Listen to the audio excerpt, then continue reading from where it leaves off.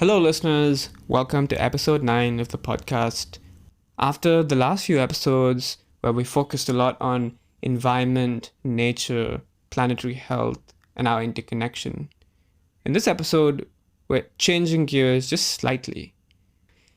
Today, we journey with Rajni Bakshi, a Mumbai-based author, journalist, and activist who has spent 3 decades chronicling the struggles for more humane and ecologically sound ways of life. We live in polarized times. Institutions are breaking and paradigms are being challenged. Life can feel like one big Manthan or churn. How do we find our balance and come through this churn of ideas and values? Rajni brings the insights from the work and life of 2 people from 19th and 20th century who have helped and contributed to the regeneration of India, Mahatma Gandhi and Swami Vivekananda. Our conversation with Rajni starts off with Mahatma Gandhi. In particular, I wanted to talk to her about Gandhi's concept of trusteeship. Trusteeship is a concept Gandhi spoke about at the time when India started to become independent as a more evolved sense of fiduciary duty that did not oppose profit making and in fact encouraged entrepreneurs and wealth creation, but purposed this towards stewardship of society, towards collective well-being, yet rooted in individual happiness, satisfaction, and feeling of well-being. A connection that I think is really important. We really learn some of the values and philosophies that underpin Gandhi's work at a depth that I think very, very rarely makes it into public discourse and knowledge around Gandhi. Our conversation also turns to the work of Swami Vivekananda. Swamiji was an Indian monk, philosopher, author, and religious teacher who was deeply steeped in Indian mystic traditions around Vedanta and Advaita. In particular, I was really curious to learn more about Swami's work, particularly his questioning around India. The question that he had, where did we go wrong? How did a civilization with a deep grasp of reality lose confidence in itself? Swami's answers, I think, resonate with a lot of the light forest values, and I think are really important for us today, especially India, where a more militant form of Hinduism is now dominant, where a new wave of interreligious violence is spreading, and walking the streets, the wealth inequality feels more stark than ever before.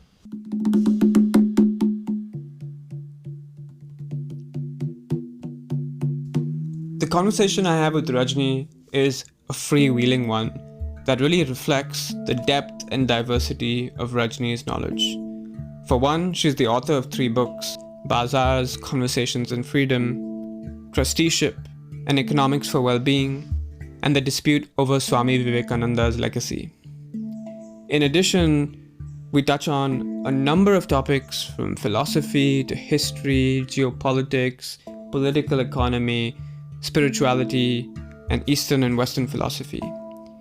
The conversation is freewheeling, but in addition to just the wealth of knowledge that Rajni brings, it's also her own insights of living life with these values. As a journalist and activist, she's covered some of India's darkest episodes, periods of great interreligious violence, from the demolition of the Babri Masjid in the early 90s, the Bombay blasts of 1993, the Godhra attacks in 2002, and the many, many other episodes that have happened in between these large mega events.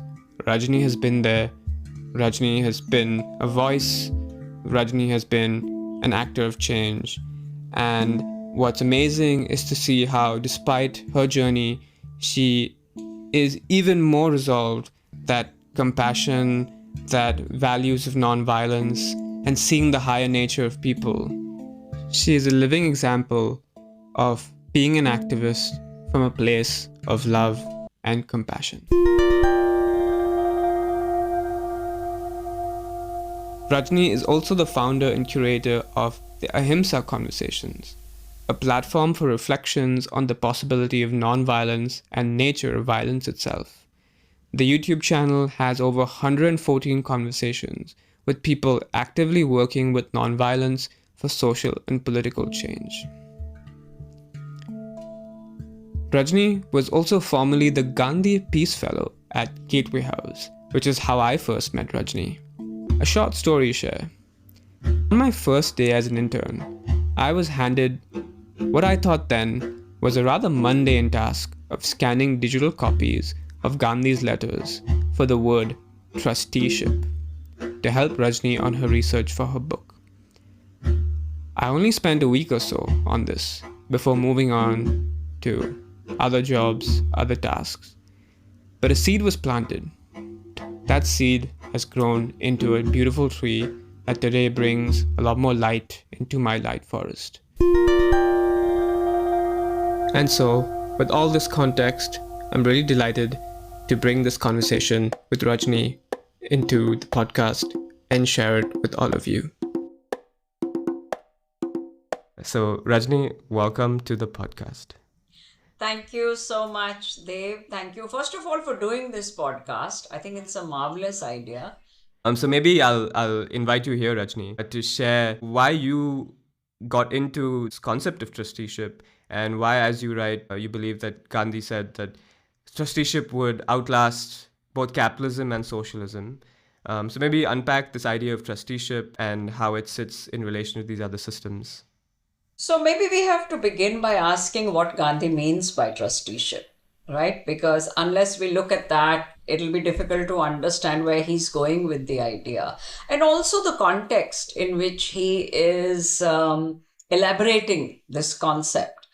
See, Gandhi lived through the Russian Revolution. I mean, he was not there, but, it's happening at the time when he's in his prime, and the movement for freeing India from British colonial rule is, just building up.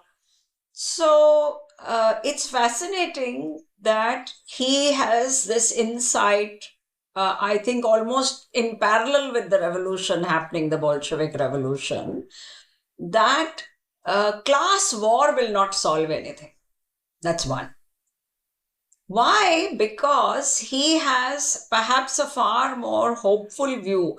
Now, some people may call it naive. I like to see it as a more hopeful view of the human condition. So fundamental to Gandhi's approach to life is the belief or the faith that every human being is capable of striving for and attaining their higher self.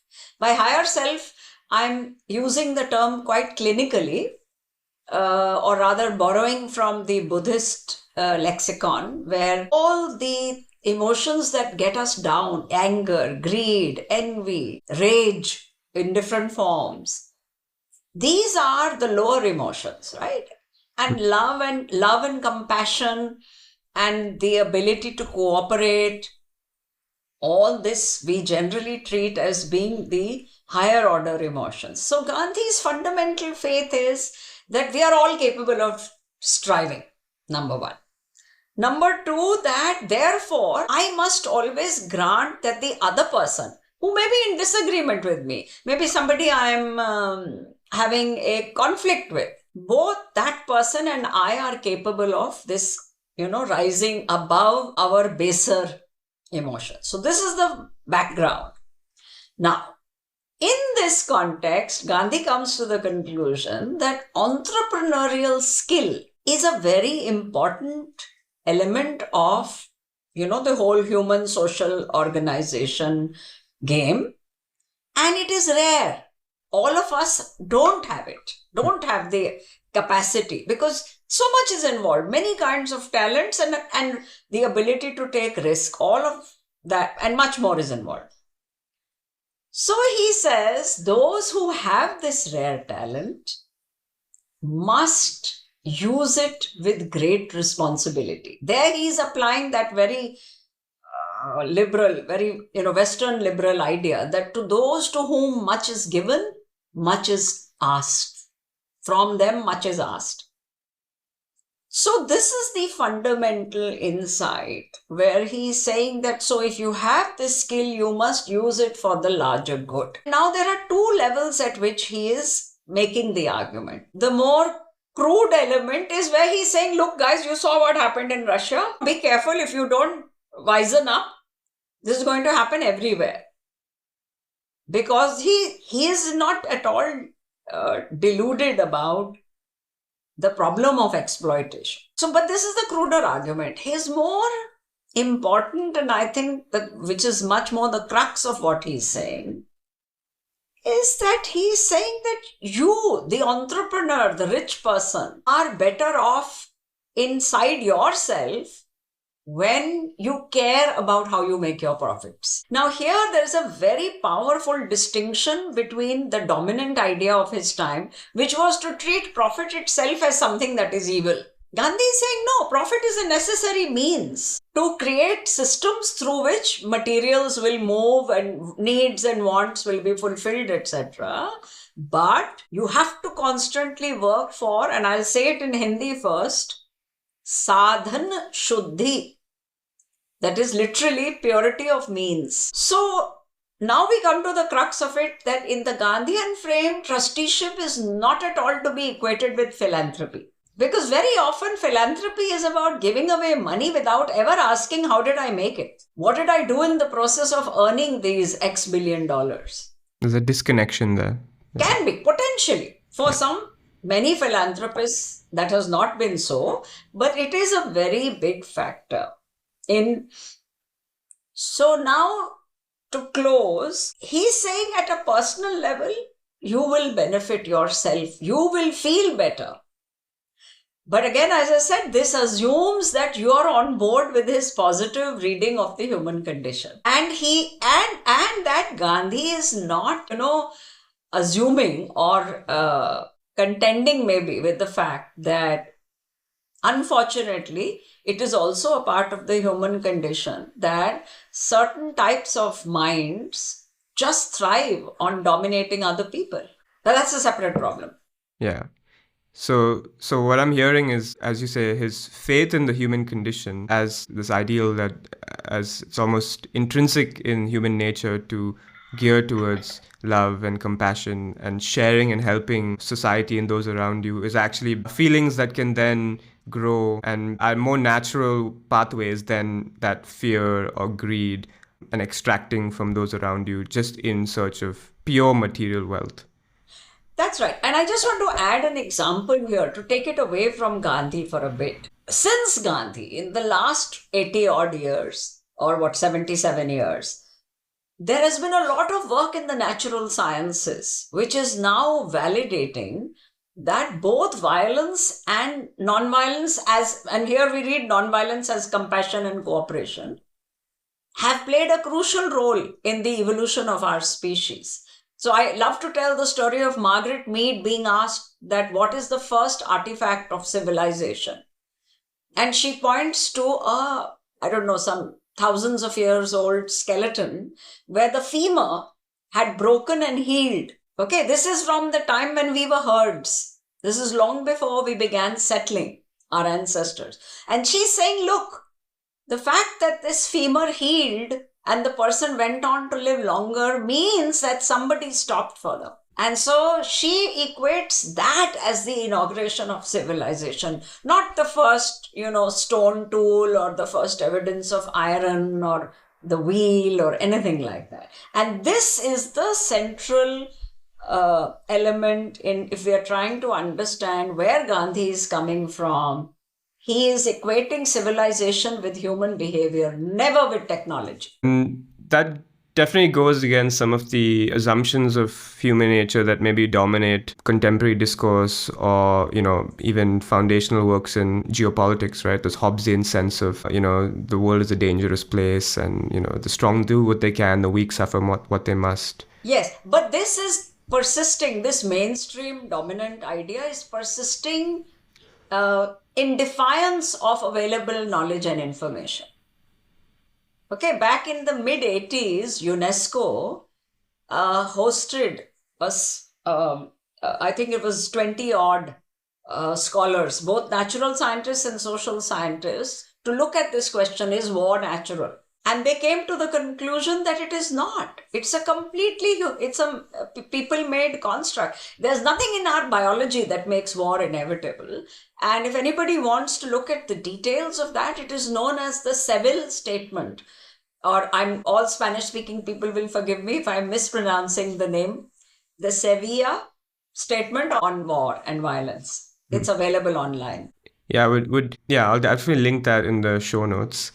And so maybe bringing it back to trusteeship for a second, I find it interesting that Gandhi also, took this view of humanity and of nature, and then actually, constructed a working model, if you will, from which you can actually, and my understand it is he, almost put it as a form of fiduciary responsibility, which fits into our parlay, if you will, of how we think about, capitalist systems, and put the broader sense of appeal onto actually the individuals rather than the system and its rules of sort of external forcing functions, more of putting it down to the actual business owners and appeal to their own sense of self, which I think is very interesting. It is, and in a sense, it was again one more form in which Gandhi defied the dominant approaches or the dominant mindsets of his time. I don't want to romanticize this. I mean, certainly his articulation of trusteeship can be critiqued for lacking a, systems change approach in the way that we today understand systems change. That's a very big, qualifying point. But if we, and also I must, it's a very important thing to put up front that trusteeship is actually the least developed idea maybe of Gandhi.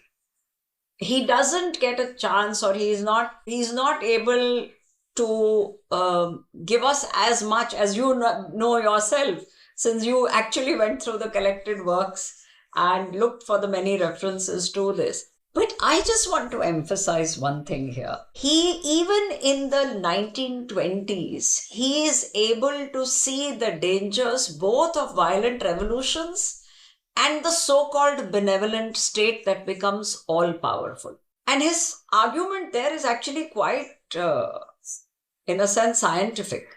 He said, look, the state is not a person.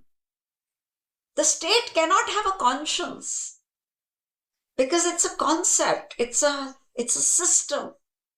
And only an individual can have a conscience. And he's saying, therefore, I would rather push for the change of individuals and their conscience being put to pushing for systemic change, then expect that the state will truly be benevolent. And that is become clear today. One part of this is now well validated, right?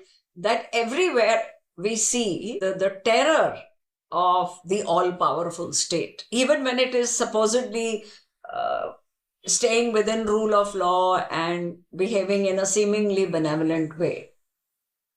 What you could also say, however, of where we stand today is that, well, Gandhi's idea of trusteeship has been proved to be completely wrong. Look at the way the very powerful and private wealthy behave today.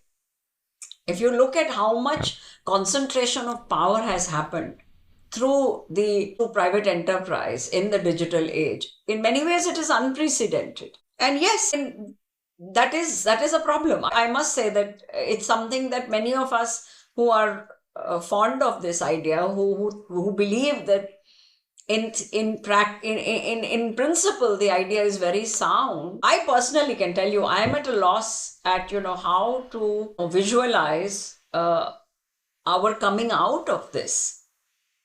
So I want to get there, because I think that coming out, as you just mentioned, is I think the crux of where we are, like the question of our times today. But as you say, despite his ideas not being fully developed, and despite them not really catching on in a mainstream way, as we've seen India's history in the last 50, 60 odd years, Are there any examples of the time of companies that actually did resonate and did, at least for a brief period of time, take those ideals on board?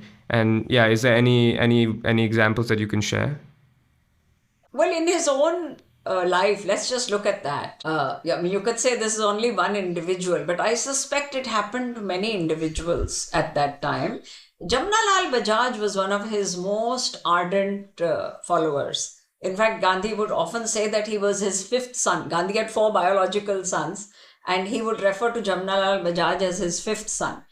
So Jamnalal was a merchant, trader, businessman, inherited the role from his family, then became involved in the freedom struggle, often went to jail.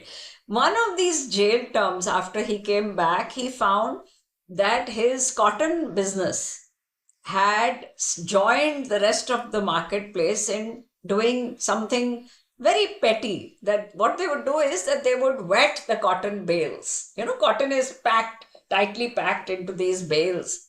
These are all wholesale cotton trades that we are talking about. They would wet the entire bale so that when it was weighed, it would be heavier. And Jamnalal came back and he was shocked that his fellows, were doing the same thing that other people in the market were doing. So he stopped them. And they said, but sir, nobody will buy our cotton bales because then our cotton will be much more expensive in this same market. He said, maybe for a while people may not buy, but very soon people will realize that they actually get value for money when they buy our cotton bales because they are not, it's the correct weight. And sure enough, that is what happened. So this is just a small example. But let's look at something that maybe more globally people will be able to relate to. Look at the struggle against apartheid. The fact that there was shareholder activism in the US in the led by that's a whole story, how this idea of socially responsible investing came up. And that shareholder activism compelled many American corporations to pull out of South Africa, stop doing business with apartheid South Africa. And that withdrawal, that kind of, those sanctions did play a role, finally. It was not the only factor. There was no substitute for the struggle on the ground in South Africa. But this also played a role. I just want to roll back and clarify one point, that Gandhi's fundamental insight is actually not a new idea. Different thinkers had said this, but it had kind of got lost with the rise of communism, which denied private property altogether. Right? The fundamental insight is that wealth is never really private. Why? Because it's always earned in a context. And for me, it was one of the reasons I got into this exploration of trusteeship is that in the late 90s, I discovered George Soros as a thinker. And then when I started reading what he wrote, in various places, George Soros makes this point. In so many words, he says, wealth is never really private because it is earned in a context, in a material, social, ethical, philosophical context that that specific entrepreneur did not make. To put it more lightly, apparently, some people have put it like this, that have you ever, they'll say to like a CEO, have you ever calculated the cost of toilet training your employees? Just because that ready to go to work 22-year-old comes to your, place of work, you think that he or she dropped from heaven in that form. No, a huge social investment has gone into that person who reports to make your bottom line grow. You didn't make that context. And of course, we are not even going into the more crude and obvious things like externalities. The many ways in which private wealth is actually public goods that have been, captured.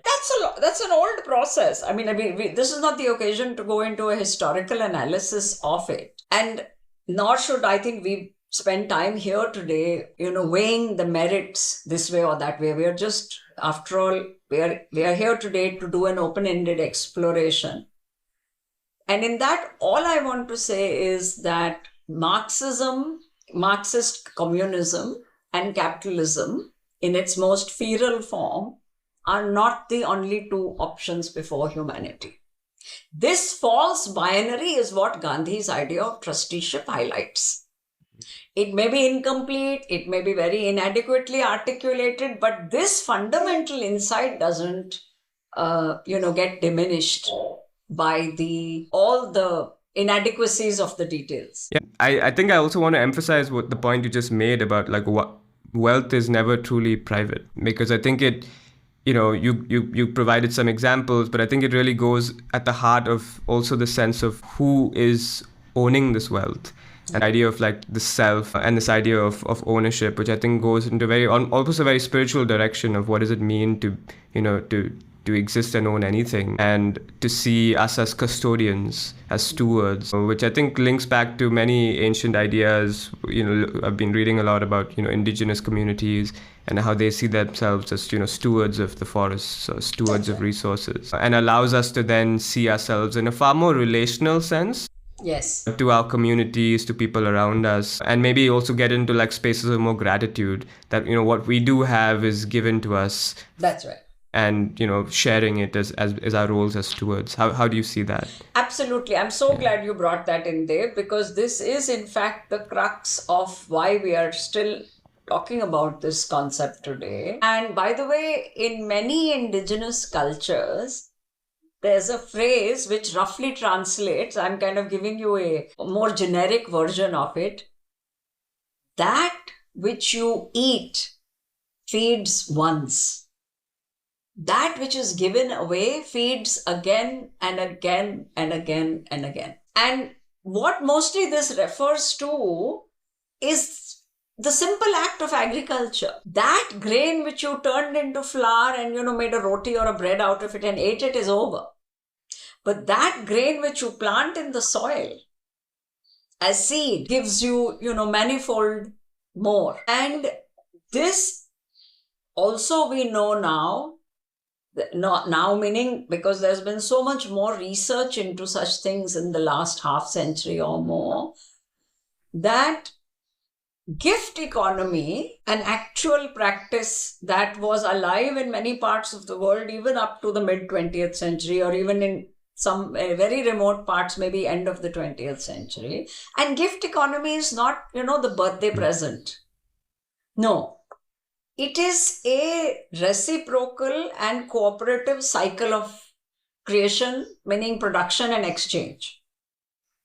And it is fundamentally non-transactional. And by the way, to anyone who wants to know more about this overall frame of mind, I would recommend Karl Polanyi's book, The Great Transformation, which incidentally comes out in the same year as Friedrich Hayek's, on which a lot of this feral capitalism is based. So this idea of not just the circular nature of production and exchange, but also fundamentally never losing sight of what actually nurtures life.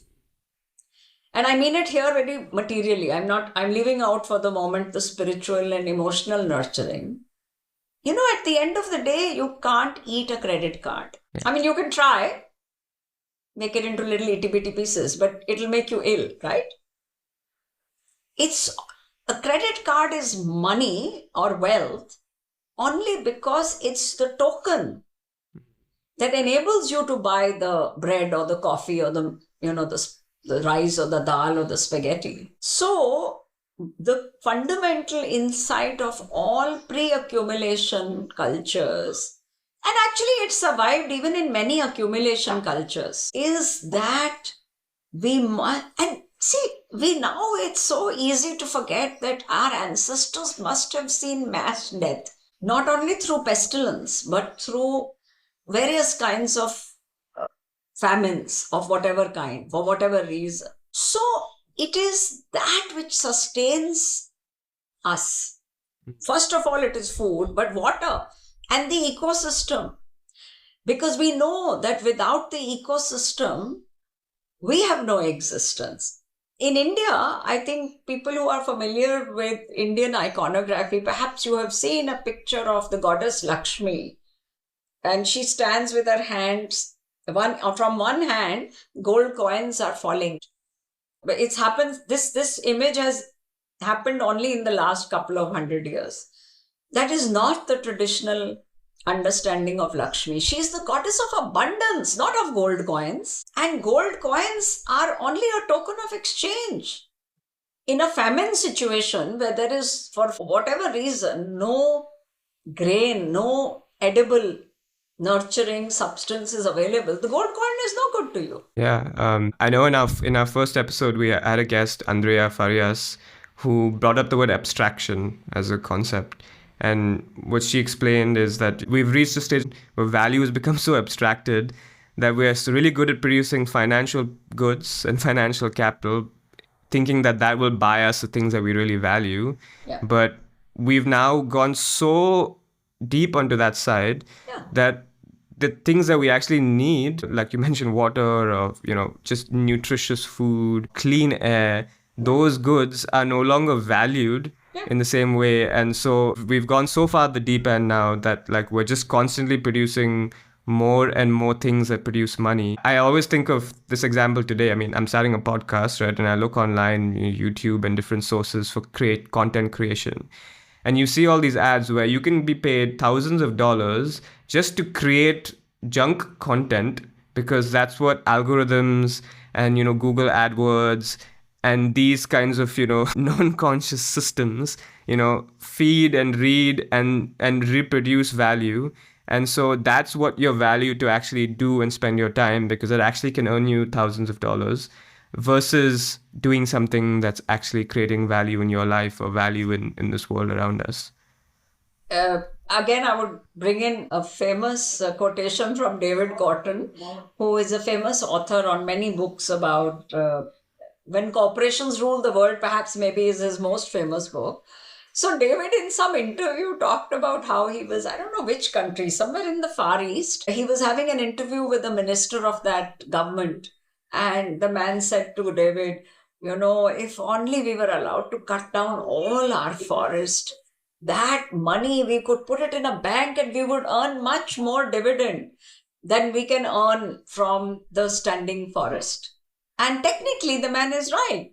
The money in a bank will multiply faster than the value of, I don't know, the mangoes or the whatever is growing in the forest.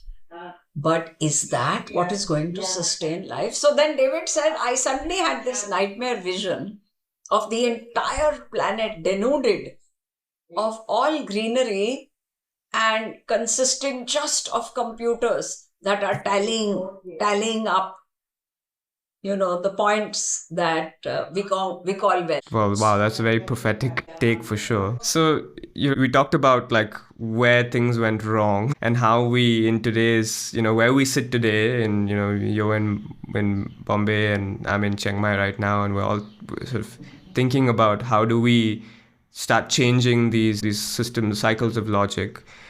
I know, Rajni, you've spent decades in this space, and your story is inspiring to me.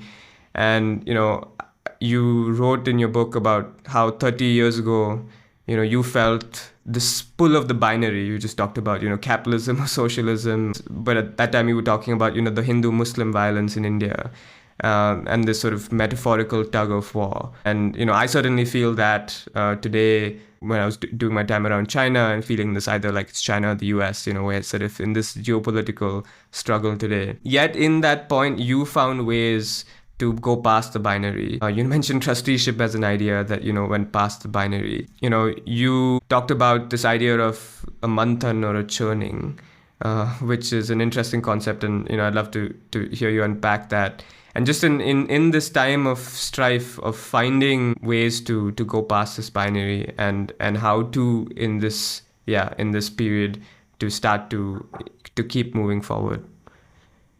It is first of all the difficulty, Dave, and the biggest difficulty, I think, is that currently, maybe somebody who is 15 or maybe even 20 has grown up in a context where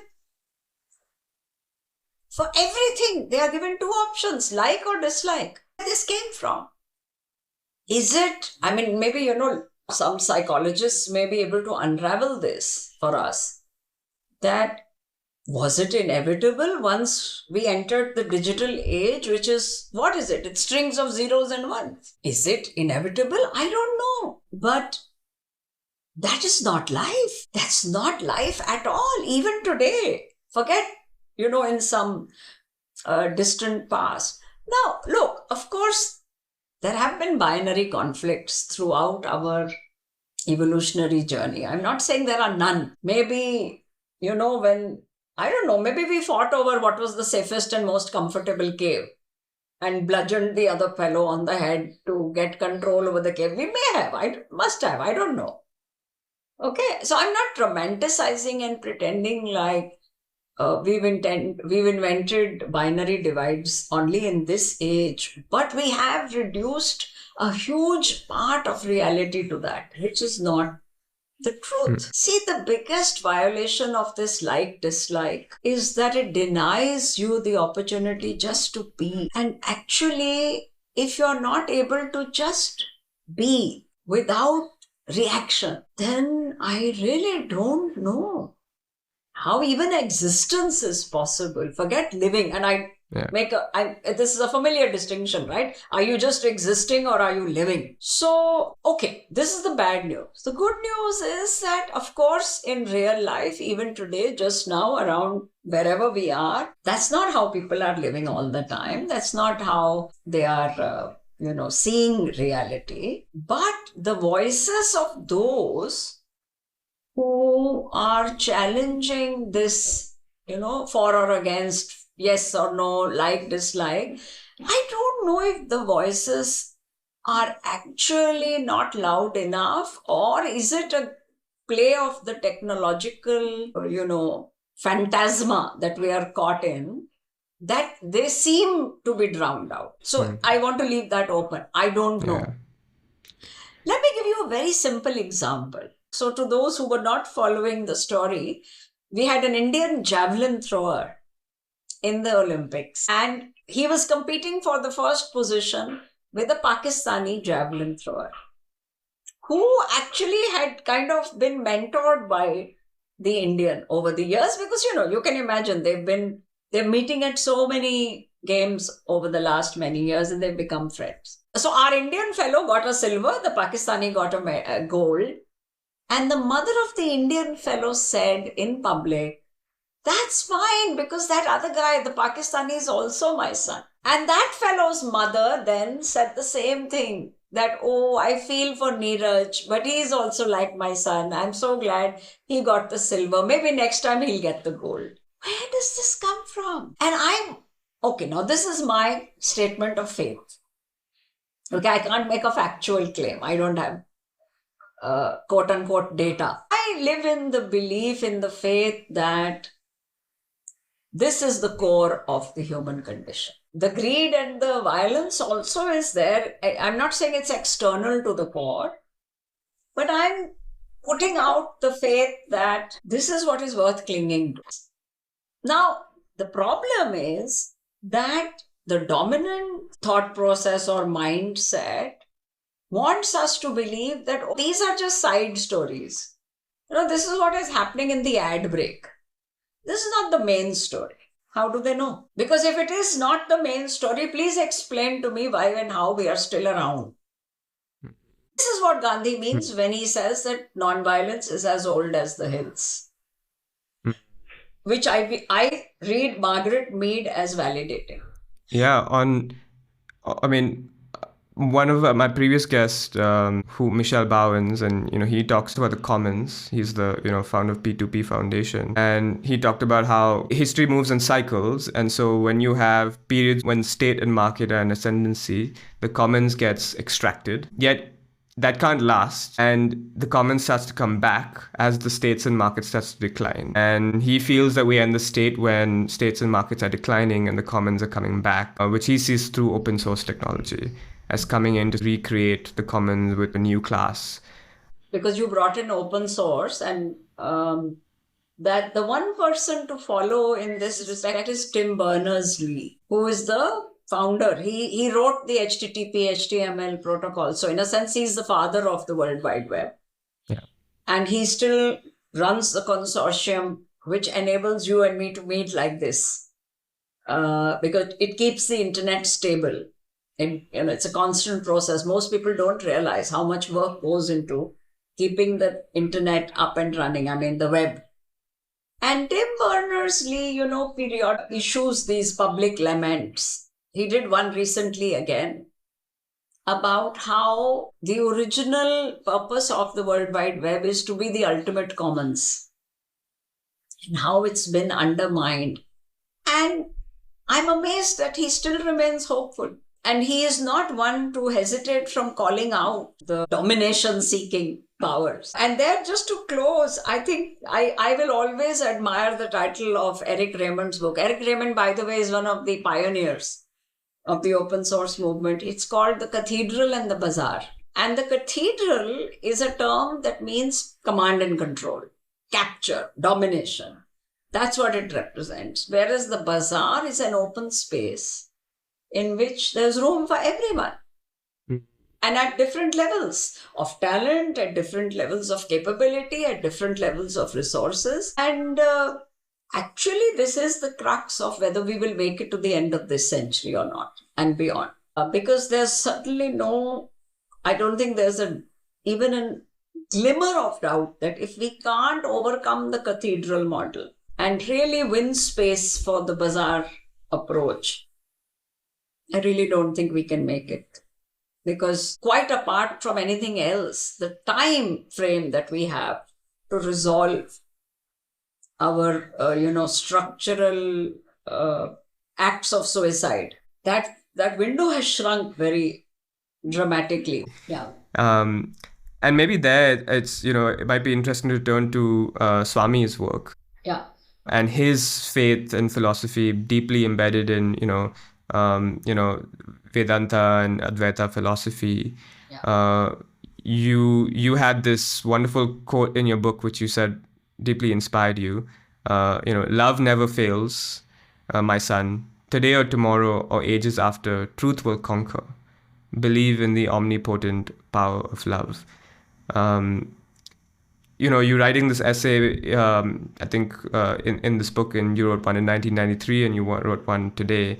Maybe you can share a bit how you found that philosophy and that faith to be powerful to you, and how you see its relevance as we constructing new worlds. See, Swami Vivekananda is living at a time when the power of the colonial mindset, which was, by the way, fired very much by social Darwinism, right? Now, today, for people, who have grown up in the world that you and I have, even me, I'm maybe, I'm 3 generations or 2 generations older than you.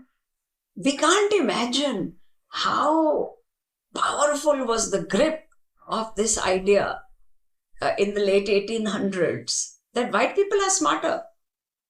That's why colonialism is there. We can't imagine now. So one is that Vivekananda is standing up against this. And he's doing it not just by raving and ranting. He's doing it by being introspective and asking himself and his peer group of people who are deeply steeped in Indian philosophical and spiritual traditions. Where did we go wrong? How can this have happened? We have such a sophisticated grasp of the nature of reality. How did this very crude system of knowledge come to dominate us to the point where we have lost all self-confidence? This is, in a sense, the crux. And he takes this up on global platforms in the spirit of conciliation and love. I don't know how many people who are watching this or hearing this are aware that Swami Vivekananda is perhaps most famous for a speech he made at the Congress of World Religions in Chicago, 1893. You see, Chicago had burnt down some years earlier, whatever. The old town must have been mostly made of wood.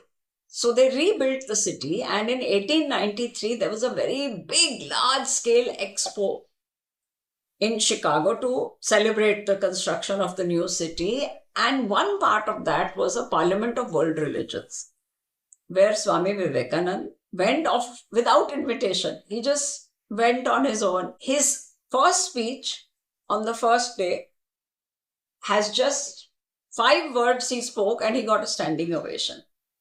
He said, "Brothers and sisters of America." So to have a very strong difference of approach with someone and yet still be able to see them genuinely as a brother or a sister, this is the essence.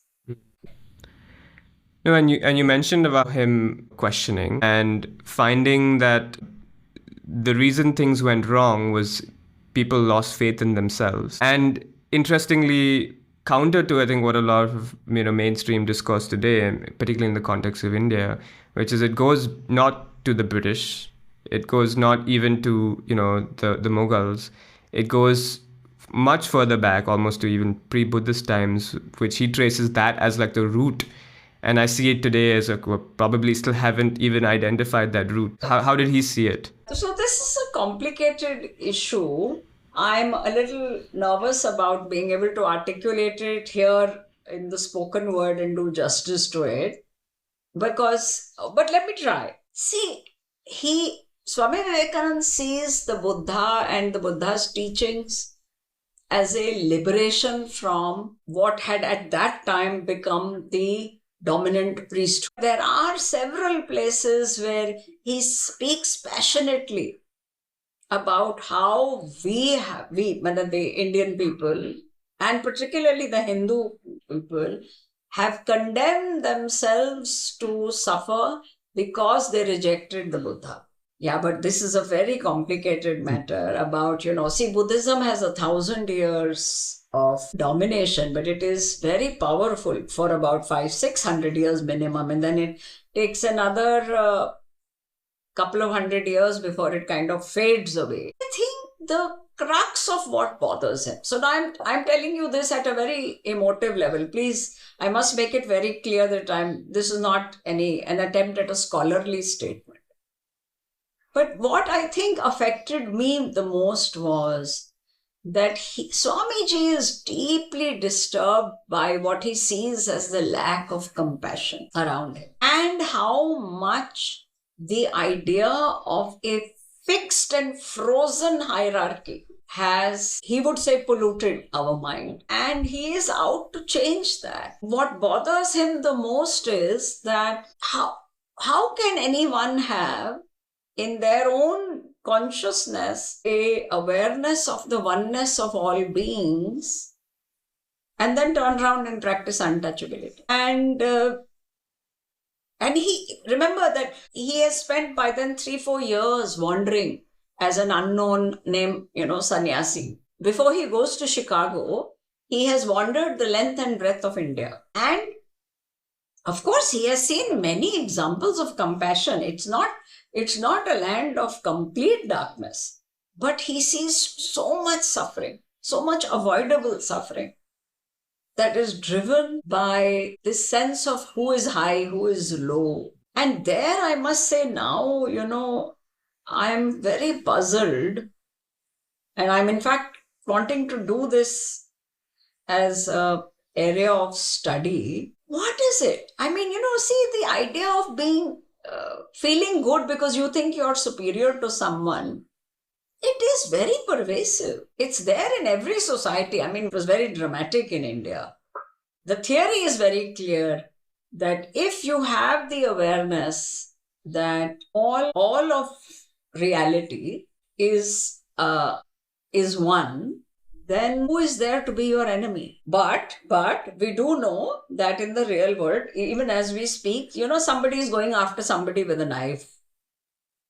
Somebody in a place we all keep in our mind these days is being bombed. Their house is being bombed. So that remains in every time the challenge. How do you put that idea of the oneness of all existence into practice? Yeah. And the main lesson that I am taking from Vivekananda is, and that which Gandhi develops, of course, in a grand way, separate the offense from the offender. What we are today around me, I see lots of righteous indignation in which all the anger and all the hurt inflicted by the injustice is, just focused as anger on the offender. When actually the problem is the offense. And that is why we divide reality into good guys and bad guys, and we are always the good guys. And when we do violence on others, that is justified because that's a response to something that somebody else did to us first. And so we fall into this trap of making excuses for one set of violence and calling only the other set of violence as a crime. So what I'm almost hearing is compassion is in this face of this violence, is to have compassion for the person and condemn the action. Ideally, though that's a very high order demand that you're making. Yeah. But at a much lower level, what I am asking is, okay, let's look at something very blunt, very, very crude. Just now in Bangladesh, some Hindu temples are being attacked. Obviously, that is wrong. We are also getting reports of people from the students' movement and others who are physically guarding places of worship, Hindu places of worship. But, and in India, there are people who are condemning that and asking for peace on both sides. But there are also people who are spreading propaganda that, oh, Hindu temples have been attacked in Bangladesh. Come on now, we should attack some mosques in India. I mean, to put it very, it doesn't get more basic than this, that two wrongs don't make a right. So that doesn't require any very high level of compassion, etc. But see, I think I'll tell you what the work of our present time is. And I confess to being completely unable to comment on the how of it. But the what is clear to me, that we will need to build a more refined understanding of power. And I know Gandhian scholars who believe that the more finely we read Gandhi, the more we'll be able to understand the dynamic of power. Maybe our fundamental problem is that we are caught in this imagination that as though, we are moving on a single track towards some higher state of being as a species. There are people with very high level of consciousness who have argued that, notably Aurobindo and also Teilhard de Chardin, the French paleontologist. They have very elaborately argued and shown that just as we evolved physically as a species, we are now evolving in consciousness. I personally, of course, find that very compelling. But in the here and now, in everyday life, maybe we need a more refined understanding of and a respect for the fact that our energies are just always in play, always competing, always.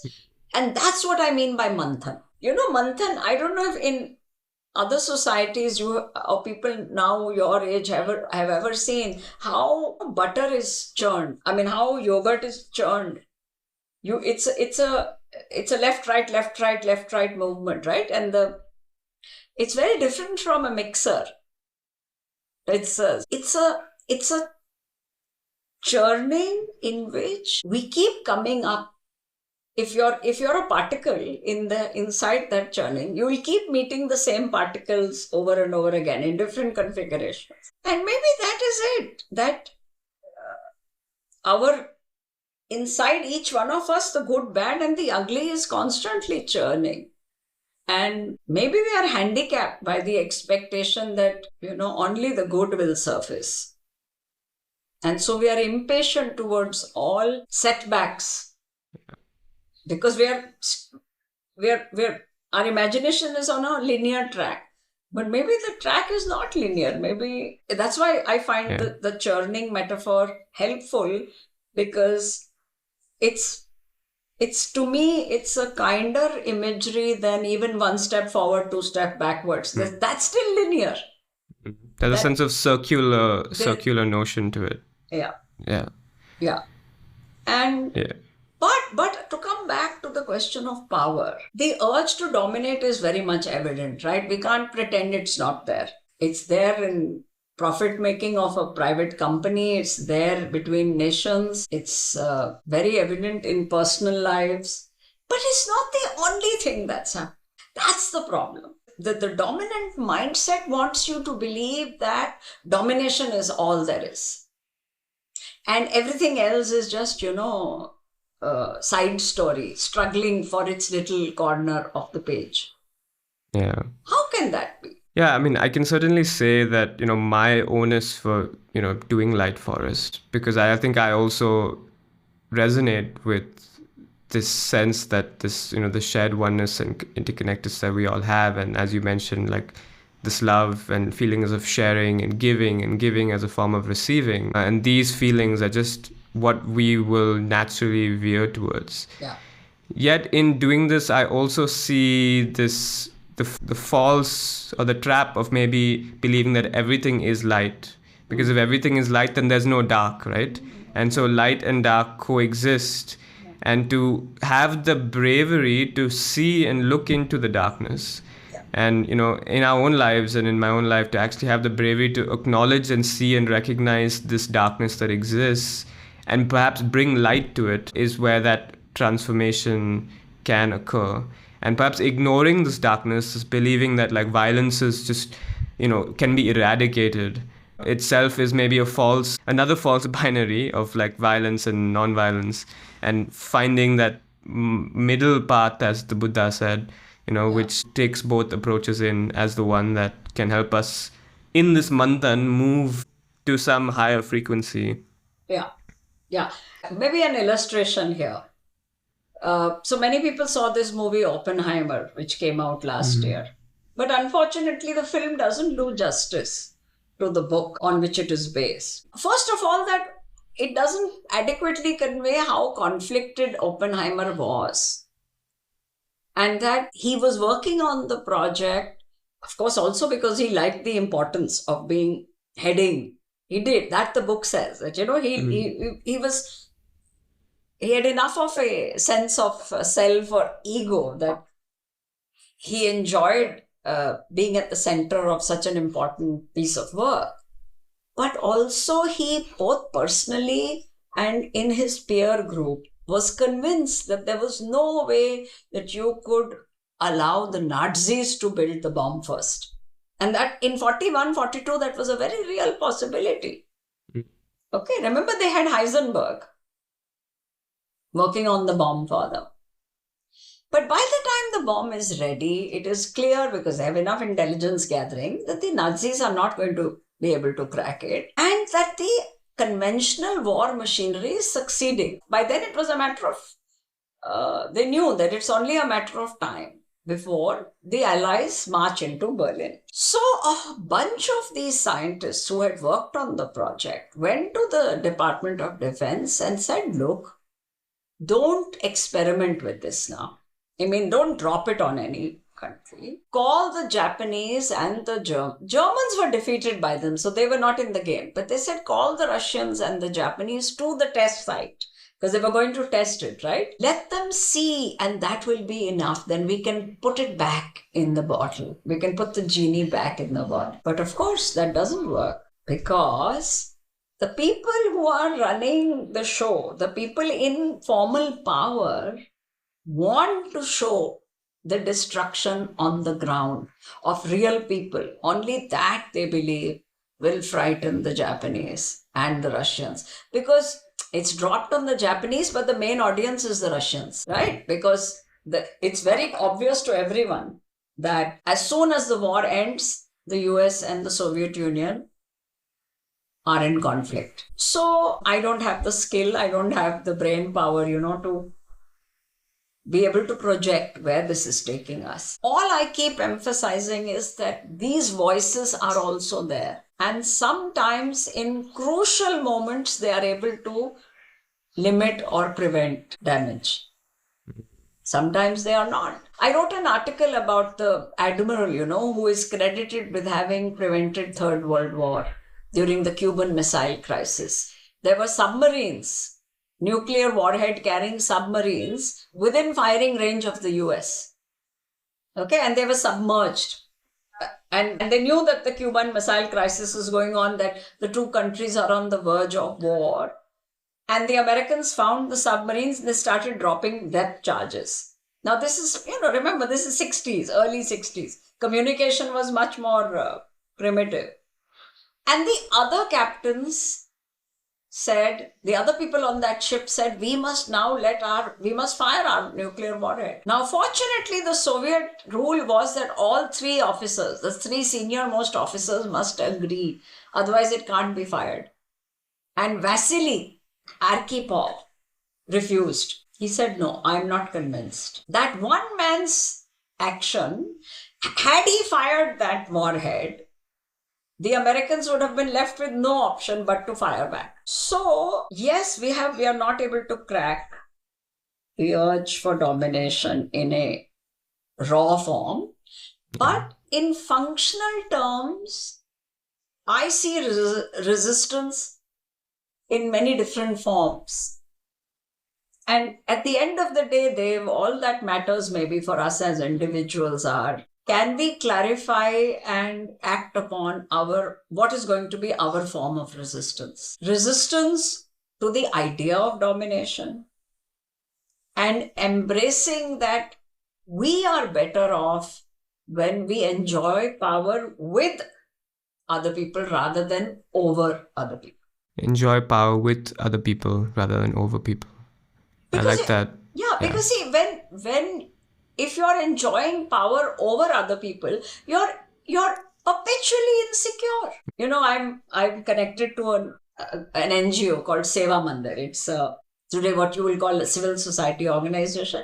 It's some 50, 60 years old, and they've got lots of experience of working at the ground level to save commons, save forests, water commons, and so on and so forth. What is the crux of their learning over this long period? People have found that yes, it is easier to plug into a vertical hierarchy. Find the guy who's next level above you, kowtow or whatever, ingratiate yourself. So then, you're plugged into that vertical hierarchy, but you're always an underling.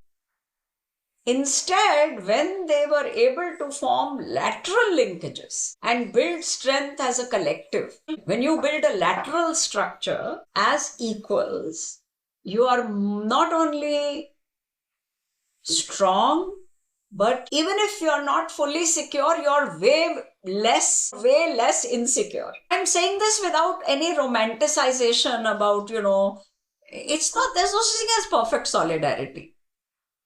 But it is definitely better than, being plugged into a vertical hierarchy where somebody has their boot on your neck and then you have your boot on somebody else's neck and so on. No, that was a beautiful point. And perhaps anyway, we're sort of reaching towards the end. But maybe one point I wanted to ask you about, which you wrote in your book, The Journey from Fear to Love. When you witness moments of extreme violence, attacks, you've seen so many in your life and in your career, particularly in India. Yet you've seen how to see these moments as episodes to also learn more about yourself. And that I think is really beautiful. And yeah, and if you could share your message with all of us of how you've, in these moments of great adversity and great violence, as we've seen in India over the last 30 years and continue to see today, to find messages of learning more about yourself and finding that as one way to move forward in this Manthan. Well, I don't know what to say, Dave. I feel I'm still in kindergarten, that's first of all. Definitely. Not yet. Not yet even in primary school. I mean, if you think of this as a kind of, progressive levels of learning. No, so first of all is that, look, like anybody else, I experience anger. Not, I think, ever felt like so angry that I want to hit someone. But I experience, for example, road rage. I've been known to flail my fist at somebody who I think almost, like caused me to make an accident or something. No, I think, look, the first of all is that I think if I've learned one thing, even at my kindergarten level, it is let us start by being kind to ourselves. I think a lot of grief that, we inflict on other people is because actually we are unhappy with ourselves. So that means, first of all, we stop seeking perfection and you have to be compassionate to yourself. That means, okay, so I've had a moment of rage. A friend of mine uses the word ignoble thoughts.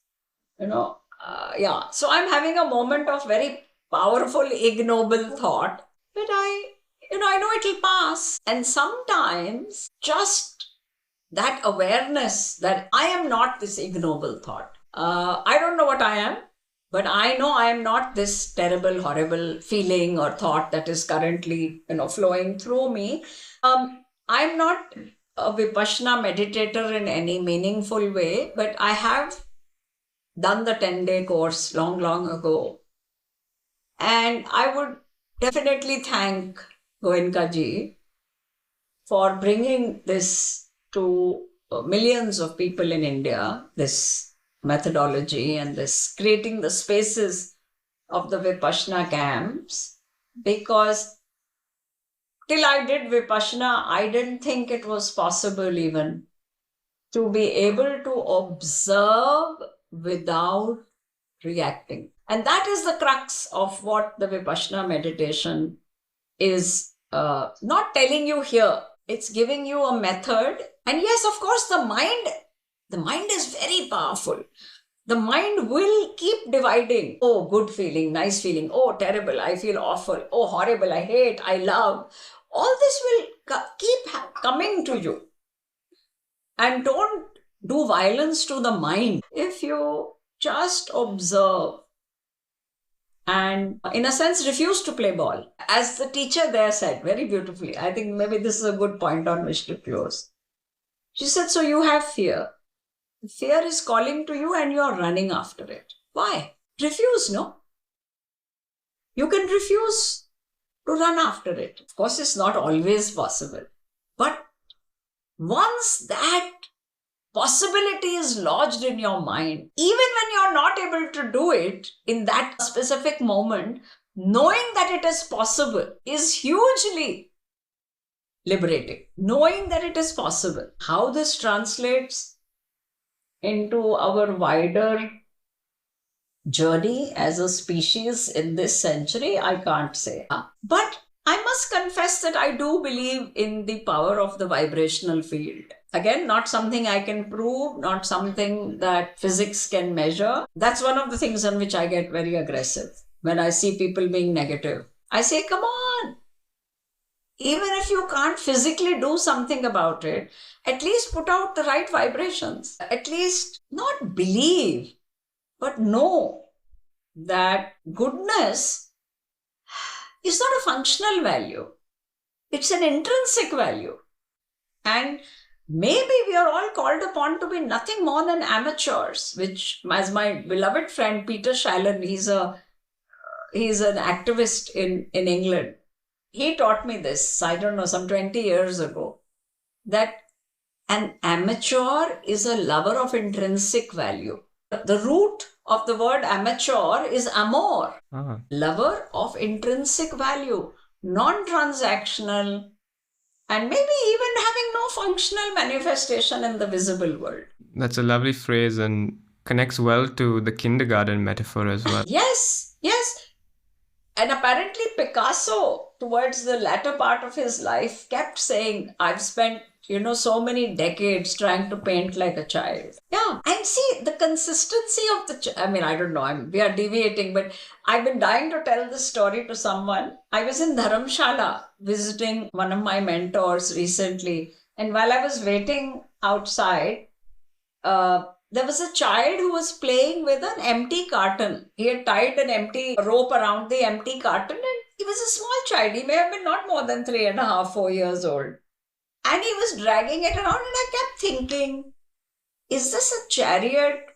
What is what is in his imagination? And then I realized that for him, that carton was some living being, because when he needed to do something else, he tied it to a place, like you would tie the leash of a horse. So in his consciousness, that cardboard box was alive. And then it is alive. It is alive, yeah. Yeah, bilkul. But see, the reverse is also true, no? If you have already decided that the world is ending in 2050, then it is. Because whether it does or not is not the issue, but that you will certainly be dying every minute. Yeah. Because you have fixed that. We will attract that frequency as well. Yeah. That is one. Yeah. But I'm saying, even if we don't become so subtle and esoteric, you will be debilitated. No, that's why they say that the actual outcome cannot be as bad as how much you have suffered in imagination of it. Yeah, Rajni, you talked about anger, and I would love to ask you one more question if I can. Yeah, please. About this. This has come up a lot in some conversations I've had with different people when talking about activism, change, this feeling that anger is necessary in order to act, in order to create change. I mean, what I hope, as you mentioned in your own experience, of to be able to see anger, to be able to recognize it, and then choose to act without holding on to it, is what I aspire to. Yeah. But I also understand that some of the most powerful change in the world has happened from movements driven by great anger at injustice.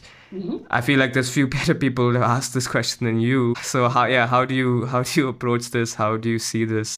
Yeah, we've all seen the t-shirt, no? I want to stay angry, right? No, look, unlike you, I grew up at a time when this was a gospel, right? We were all wannabe revolutionaries. I'm talking about the 60s. And so anger was to be celebrated, because the opposite of that is seen as indifference. But again, here's another false binary. It's a completely false binary that I can be very deeply committed to changing something and seeing a wrong. I can be very, very clear on what is a wrong and be committed to changing it without anger as my fuel. And maybe we should again revert to, Gandhi's famous moment on that platform in the cold night when he's thrown off the train because he's a brown man who has dared to travel in first class. It could have been a perfect justification for a lifetime of anger. He was humiliated. He was made very physically uncomfortable. It was a small station. It was cold. He was alone in an alien country where he had arrived only 2-3 days before. It was a classic justification for both anger and lifelong trauma. How does he make and by the way, this is all, he describes the episode in his biography. That's why we all know about it. That's why Gandhi's film begins with this. The flip around comes when, and by the way, he goes through all of that. The rage, everything. There's a small kind of waiting room. He's sitting there feeling shivering. He wants to run away. He just wants to, take the first train and then ship back to India. But somewhere in the middle of the night, there's a flip. And the flip is like this. Now I'm paraphrasing. This is how I read it. Where he says, wait a minute. This is not about me. This has not happened to Mohandas Karamchand Gandhi. This has happened to a brown man. And if I allow this to happen, then I am as guilty as the man who has thrown me off the train. If I do not resist, if I do not stand up against racism, not my specific humiliation, because he realizes there is no personal humiliation here. It's a systemic issue. That is the day where he says, no. And he's very surprised when he tells his fellow Indians that this happened to me. And they say, yeah, well, it happens to us all the time. And he says, why do you put up with it? They say, oh, we don't think we have a choice. And that's where the story begins. And then somebody has said, and it used to be a wall hanging in Gandhi's mud hut, which is open. It's still there in a place called Sevagram in central India. Somebody had put up this wall hanging. When I'm in the right, I can afford to keep my temper. When I'm in the wrong, I cannot afford to lose it. So in an extreme form, you could even say that anger may be showing you're not sure. Only somebody who is very sure, very confident, deeply confident, can be militant in the sense of demanding and fighting for a very fundamental change to improve a situation for everyone and not do so from rage. But this is a very big qualifier. A lot of the social justice struggle is not for everyone. That's a very important qualifying point. You see, sometimes I'm only fighting for my side. I don't give a damn what happens to the other side. If that is the case, then in any case, it's not a struggle for justice. It's a struggle for yourself and your specific injustice. Yes, you can be fighting against your specific injustice without advocating, without standing for justice for all. That's very possible. Then it's a partisan, and I'm not saying that I don't want to belittle. There are many partisan struggles which must be honored in the sense that we can look upon them with compassion. But I would not paper over or dress up those situations where you only want justice for yourself. So many of the violent conflicts in the world persist because you only want your side to win. You don't necessarily want justice. And when your side wins, you can't hold on to the anger anymore. So going back to the t-shirt example, if I just want to be angry, then the conflict itself that becomes self-perpetuating, because ending the conflict really means making peace. And making peace can be harder than... Yeah. It's more difficult than anger. Much harder. And also because maybe by then we have become so embedded in a problem-solving approach to life that we have lost all touch with intrinsic value. Now, let me explain. See, I have a gut feeling. I have not studied this, so please don't take this as some claim. But this is my kind of speculation that civilization was not built by running around solving problems. Civilization happened because over generations we kept improving on that which sustains life, that which gives meaning to life, that which brings joy to life. Abundance in the commons, yeah. All those things. Many of the practices, look, even in, there are many traditions that have very clearly demarcated daily and weekly practices and annual cycles. I don't think all of them were based on superstition or, some may have become superstitions. That's a separate story. But I feel that if we really look closely at some of them, they were the ways in which people realized that, this is what enhances, this is what makes life more joyous. Okay, also secure, huh? See, that's the other thing we often underestimate. We may be the first set of people, we meaning whatever, the last couple of decades, and certainly people of our class, the world's 2% or something, who have never, from childhood, we've never had to think of survival to the point where we don't realize it's an issue, because we've never ever had a moment where our food and water and shelter was in doubt. So, and even then, I suspect that a lot of the practices that emerged historically were, yes, aimed at creating stability for sure, but through positive acts, not through problem marking as problem and fighting it. But as I said, this is just a speculation. I am no historian, but this is something on which I'm looking for information and knowledge. Well, this is a beautiful thread, I feel like, to almost leave it with. This is the exploration, right? The journey never ends. That is true. And, new paths of exploration opened up, and always. And perhaps through this podcast as well, I can take this thread and see what other new information and what new perspectives we can glean on this. Rajni, this has been wonderful. Thank you again, so much. Dev. No, thank you, Dev, for inviting me. It's an honor, and God bless you. And I wish you all the very best with Light Forest, and I will follow it. Wonderful. Thanks, Rajni, and thanks for sharing your light with all of us.